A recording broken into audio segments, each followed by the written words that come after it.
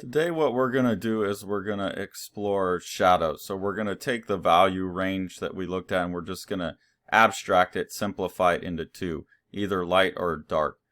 This is drawing by Frank Miller, another example from Frank Miller, the guy that did Sin City, is a fantastic example of someone who's breaking things into it's either light or shadow, and the shadow gets colored in as black. Now shadows aren't always black. I don't want you to get that false impression. But for this assignment, that's how we're going to treat it. So here you'll see it's going to be the same as when we did negative space in terms of how we approach it. This is forcing you to see things as area of value, as shape. That's why we're doing this. As we move into dealing with value, we want to get rid of line and just see value as filling in areas. So we're going to do a simple version first and then get more complicated as we go. Notice there's no outlines, there's no contour lines. So this, like with the negative space, when we do this drawing, we're going to go shape by shape by shape.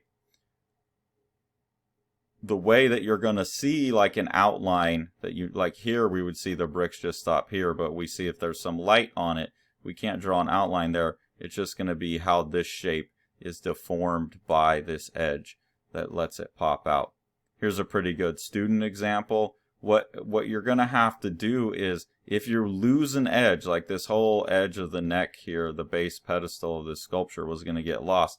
So the student came in and drew the shadow on the table behind the thing, and that gave a shape behind it that then pops this out. Remember from when we dealt with like contour that you don't need to put a line everywhere. The brain likes to have unanswered questions, and it likes to play connect the dots. You just have to give it enough dots to connect.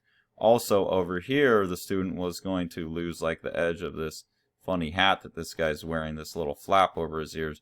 So they went ahead and did a shape, a shadow on the shape behind it, and were able to use that to pop it out.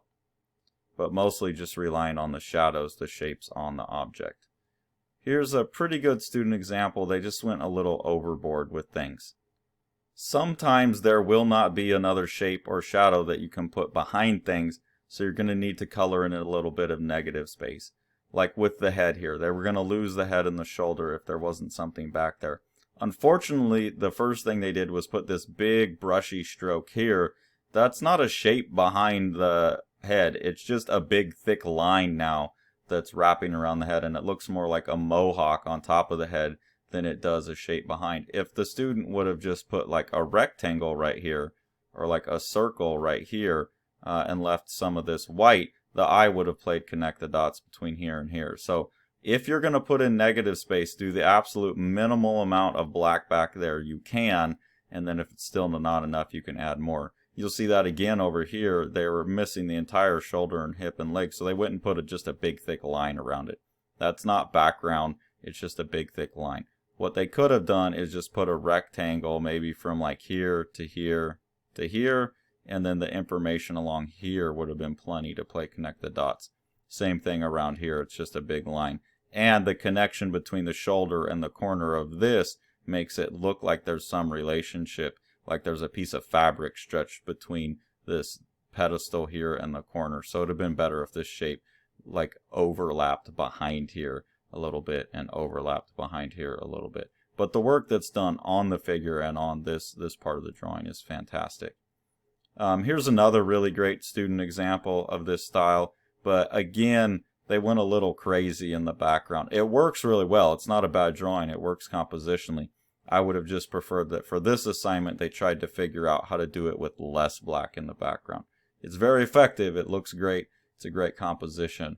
It's just for this assignment we want to challenge ourselves to use as little negative space as possible. You're going to very quickly run into a problem about deciding what counts as dark enough for a shadow. But that's how you should be thinking about it. What is dark enough? Remember, perception of value is relative, so we need to be assessing dark enough related to the other things around it.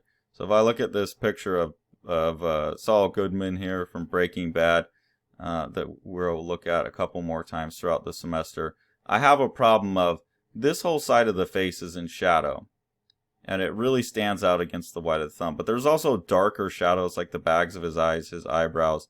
There's darker darks in the shadow. Same, the whole jacket is generally way darker than the face, and then it has really black shadows. So I could choose, there's any number of ways to do this, but I could choose to just only color in the darkest of the darks.